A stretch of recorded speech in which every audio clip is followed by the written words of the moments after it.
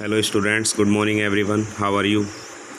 I am absolutely fine here and hope to you same. Students, it's chemistry for 12th class and in our previous classes we have already discussing about the some properties of d block elements, and today we will also discussing about the other properties of d block elements and what type of properties are there. So we will talking about like यहाँ से हम शुरू करते हैं। इनकी जो next जितनी properties हमारी हो गई हैं उनसे आगे हम स्टार्ट करते हैं। तो उसमें नंबर 5 आपका आ जाएगा। जैसे नंबर 5 पर आपकी है डेंसिटी। डी ब्लॉक एलिमेंट्स की हम बात कर रहे हैं, तो डी यहाँ पर डेंसिटी की बात हम करेंगे। तो डेंसिटी यहाँ किन एलिमेंट्स की ज़्यादा है, किन की कम है, हम उनके बारे में अभी बात करेंगे। ओके स्टूडेंट्स, अब डेंसिटी की अब हम बात करेंगे। देखिए यहाँ जो सबसे ज़्यादा जो डेंसिटी है किसकी है, सबसे कम जो डेंसिटी है वो किसकी है। तो सबसे पहले तो हम ये बात करेंगे कि डी ब्लॉक एलिमेंट से अगर हम लेफ़्ट टू राइट जाते हैं तो डेंसिटी के ऊपर क्या इफ़ेक्ट पड़ता है। तो डेंसिटी के ऊपर मैं आपको बता दूं कि with the increment of atomic number shell number is same and effective nuclear charge is regularly increases. Effective nuclear charge regularly increase होता है, और जब क्योंकि इफ़ेक्टिव न्यूक्लियर चार्ज लगातार बढ़ता है तो एटम की जो एक उसकी बने रहने की जो पावर वो लगातार इंक्रीज़ होती है, यानी उसके जो मॉलिक्यूल्स के अंदर की जो क्लोज पैकिंग है वो स्ट्रॉन्ग होती है, और इस वजह से इनकी जो डेंसिटी है तो वो भी लेफ़्ट टू राइट जाने पर इंक्रीज़ होती है।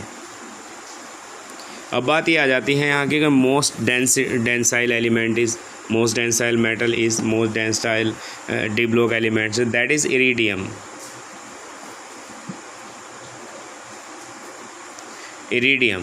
The most density 22.61 gram centimetre minus cube सबसे ज़्यादा होती है इरिडियम की। ओके, और अगर बात की जाए सबसे कम डेंसिटी किसकी है, कौन सा ऐसा एलिमेंट है जिसकी डेंसिटी सबसे कम है, तो वो है आपका इरिडियम हो गया, सबसे ज़्यादा हो गया। सबसे कम की अगर बात की जाए तो स्कैंडियम, ठीक है, स्कैंडियम की डेंसिटी सबसे कम होती है 3.45 ग्राम सेंटीमीटर माइनस क्यूब कह रहा हूँ। और अगर देखा जाए तो इरिडियम के साथ ही एक और ऐसा एलिमेंट है जिसकी डेंसिटी 22 जो इससे कम है, लेसर, जो इरिडियम से जो लेसर डेंसाइल एलिमेंट है तो वो ओस्मियम है, ठीक है, जिसकी 22.15 gram centimetre minus cube density है। तो डेंसिटी का आपको ध्यान रखना है, ये प्रॉपर्टी मैंने आपको बताई है, डेंसिटी का क्या इफ़ेक्ट किस तरह से डी ब्लॉक एलिमेंट्स को पड़ता है। लेफ़्ट टू राइट जब हम जाते हैं तो डेंसिटी एलिमेंट्स की रेगुलरली इंक्रीज़ होती है। ओके स्टूडेंट्स, नेक्स्ट प्रॉपर्टी मैं आपके लिए लेकर के आ रहा हूँ आयोनाइजेशन एंथैल्पी। आयोनाइजेशन एंथैल्पी, तो आयनाइजेशन एंथैल्पी की अगर हम बात करते हैं यहाँ, तो एक तरफ हैं एस ब्लॉक एलिमेंट्स, दूसरी तरफ हैं पी ब्लॉक एलिमेंट्स, और अगर बीच में देखें तो हैं डी ब्लॉक एलिमेंट्स। तो हम यहाँ ये कह सकते हैं the ionization enthalpy of d block elements is between those of the s block elements and the p block elements. इन दोनों के बीच में इसकी आयनाइजेशन एंथैल्पी होती है। और आप यहाँ पर ये कह सकते हैं the ionization enthalpy of d block elements is higher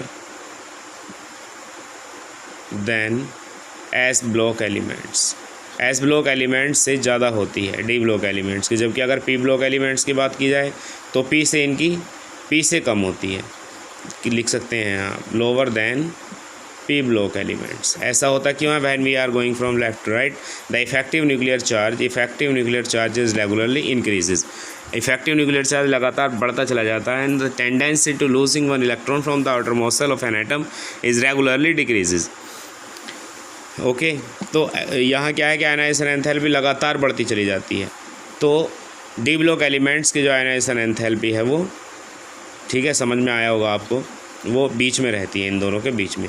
और अगर इनकी सेपरेटली बात की जाए यहाँ पर, तो जो आपके सीरीज़ हैं, तो जैसे आप जा रहे हैं, सपोज़ दैट अगर सबसे लास्ट में आप पहुँच जाइए, जिंक है, कैडमियम है और मरकरी है, तो इनका क्या है कि इनका जो ऑर्बिटल है, इनके जो ऑर्बिटल्स हैं वो फुलफिल्ड हैं, पूरी तरह से भरे हुए हैं। जिंक, कैडमियम, मरकरी के जो ऑर्बिटल्स हैं वो पूरी तरह से फुलफिल्ड हैं। ठीक है, अगर आप देखना चाहते हैं तो चेक कर लीजिए एक बार। 30 होता है जिंक का, 2 8, 2 2 8 10 to 12, और 30 में से 12 अगर सब्ट्रैक्ट करेंगे तो 18 आ रहे हैं। और अगर इधर आप इसको ओपन करके देखते हो तो that will be goes 3s2, 3p6 and 3d10। और डी सबसेल की अगर हम पोजीशन देखते हैं तो डी सबसेल ये है और इसके अंदर इलेक्ट्रॉन कितने हैं, 10 है। तो चेक कर लीजिए, ये पूरी तरह से ये सब के सब पेयर्ड इलेक्ट्रॉन है, फुलफिल्ड है ये ऑर्बिटल। और जब क्योंकि ये ऑर्बिटल फुलफिल्ड है तो यहाँ से एक इलेक्ट्रॉन को निकाल पाना बहुत ही ज़्यादा मुश्किल है, तो इसलिए इनकी जो आयनाइजेशन एंथैल्पी है वो हायर होती है। ठीक है, और बाकी सभी के कंपेयर में इनके आयनाइजेशन एंथैल्पी ग्रेट हो जाती है। और अगर बात की जाए यहाँ पर, जब आप जाओगे यहाँ से, स्कैंडियम है, टाइटेनियम है, वैनेडियम है, क्रोमियम है, और मैग्नीज़ है, आयरन है, कोबाल्ट है, निकिल है, कॉपर है और जिंक है। तो यहाँ जो मैग्नीज़ है, तो मैग्नीज़ की भी जो प्राइमरी आयनाइजेशन एंथैल्पी है तो इन सभी के कंपेयर में थोड़ी सी ज़्यादा है। Why? Because of it has half filled orbital, इसके पास हाफ फील्ड ऑर्बिटल होता है like this. And half filled orbitals and full filled orbitals are more stable as compare to the other orbitals. और ऑर्बिटल्स के compare में जो आपके half filled और फुल फील्ड ऑर्बिटल्स होते हैं, these are more stable. Okay, तो ये भी आपको ध्यान रखना है। तो आयनाइजेशन एंथैल्पी का पूरी तरीके से आपको अच्छे से ध्यान रखना है। और अगर हम बात करते हैं सेकेंडरी, यहाँ अगर हम बात करते हैं सेकेंडरी आयनाइजेशन एंथैल्पी की, देखिए प्राइमरी तो है ही ज़्यादा मैग्नीज़ की, अगर सेकेंडरी की बात करते हैं तो वो थोड़ी कम हो जाती है, लेकिन अगर टर्सरी की बात करते हैं तो वो और ज़्यादा हो जाती है। इस तरह से लगातार बढ़ती है। क्यों? क्योंकि इफेक्टिव न्यूक्लियर चार्ज लगातार वहाँ पर इंक्रीज़ हो रहा है।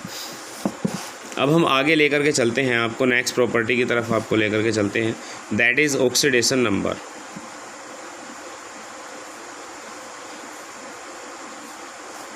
ऑक्सीडेशन स्टेट की अगर बात की जाए तो देखिए, ऑक्सीडेशन स्टेट का जो टॉपिक है अपने आप में डी ब्लॉक एलिमेंट्स का, वो बहुत ही यूनिक है और बड़ा ही इम्पोर्टेंट भी है आपके लिए स्टूडेंट्स। तो उसको आप ज़रूर देखें, क्या है उसके अंदर, आप जो भी देखें ज़रा ध्यान से समझेंगे आप उस टॉपिक को। ओके, देखिए अगर हम एक सीरीज़ बनाते हैं यहाँ पर, तो हमारे पास में स्कैंडियम है, टाइटेनियम है, वैनेडियम है, क्रोमियम है, मैग्नीज़ है और फिर आयरन भी है, कोबाल्ट है, निकिल है, कॉपर है और जिंक है। तो आपने एक पूरी की पूरी सीरीज़ यहाँ पर बना ली है। तो इस सीरीज़ को अगर आप देखें तो स्कैंडियम की जो ऑक्सीडेशन स्टेट होती है वो +3 होती है। यही this is the only one element which represent it's only one oxidation state, that is +3। अगर हम टाइटेनियम के पास जाते हैं, मैं आपको पहले ही बता देना चाहता हूँ कि d block elements, mostly d block elements so their oxidation state +2। Mostly जो डी ब्लॉक एलिमेंट्स हैं वो अपनी ऑक्सीडेशन स्टेट +2 शो करते हैं। तो यहाँ अगर स्कैंडियम के देखें तो +3 है, और अगर आप टाइटेनियम की तरफ जाते हो तो टाइटेनियम के पास में +2 है, +3 है एंड +4 है। और अगर आप वैनेडियम की तरफ जाते हो तो वैनेडियम की +2 है, +3 है, +4 है एंड +5 है। क्रोमियम के पास अगर आप जाते हो तो +2 है, +3 है, +4 है, +5 है एंड +6 है। And most oxidation representing element that is +2, +3, +4, +5, +6, +7। Iron पर जाएंगे +2, +3, ओके, और इसके साथ साथ +4 भी शो कर देता है कई बार ऑक्सीडेशन स्टेट अपनी, और कई बार +6 भी शो कर देता है। और आगे जाओगे कोबाल्ट की तरफ तो कोबाल्ट आपको +2 देगा, +3 देगा और +4 देगा। निकिल की तरफ आप जब जाओगे तो +2 देगा, +3 देगा और +4 देगा। कॉपर आपको केवल ओनली वन ऑक्सीडेशन स्टेट देगा, दैट इज़ +1 एंड +2, ये 2 तरह की देगा। और जिंक केवल आपको +2 देगा। तो देखिए यहाँ से तो आप ये मान के चलें कि 1 क्वेश्चन तो आपका कहीं भी नहीं जाएगा यहाँ से, हर हाल में 1 question will be related with the oxidation state. Question किसी भी फॉर्म में आ सकता है। क्वेश्चन आपको ऑक्सीडाइजिंग स्टेट की फॉर्म में दे सकता है, क्वेश्चन आपको रिड्यूसिंग फॉर्म में दे सकता है। The most oxidising element is, बताइए कौन है मोस्ट ऑक्सीडाइजिंग एलिमेंट यहाँ पर, जो सबसे ज़्यादा ऑक्सीडेशन कर सकता है। तो जिसकी ऑक्सीडेशन स्टेट सबसे ज़्यादा होगी वही ऑक्सीडेशन कर सकता है, ये है। तो ये बात आपको ध्यान रखनी है। देखिए यहाँ से 5 क्वेश्चन बन गए स्टूडेंट्स, 5 क्वेश्चन बन गए हैं। जब आपके सैम्पल पेपर्स आएंगे उनमें आप देखेंगे कि 5 क्वेश्चन एक जगह से बन गए हैं। कैसे बन गए? The element which show only +2+3 oxidation state scandium, the element which show only +2 oxidation state zinc, the element of 3D series, the element of 3D series which show only +1 oxidation state, that is copper, the element that is represent mostly oxidation state, वो कौन है? Manganese. तो यहाँ से तो ये मान के चलें आप कि आपका जो इम्पोर्टेंट, बहुत ही इम्पोर्टेंट क्वेश्चन यहाँ से आपको बन सकता है। इस बात का आपको ध्यान रखना है।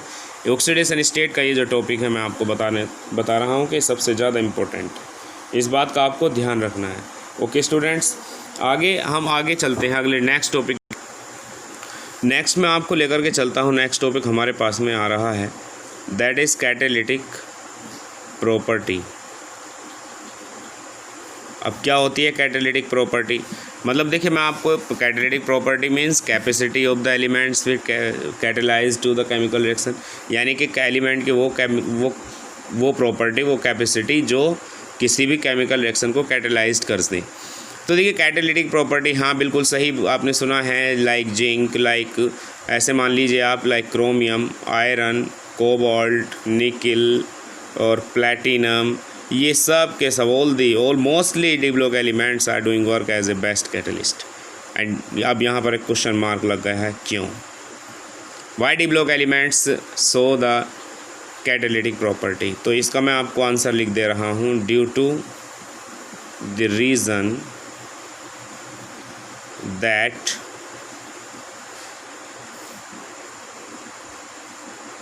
these elements have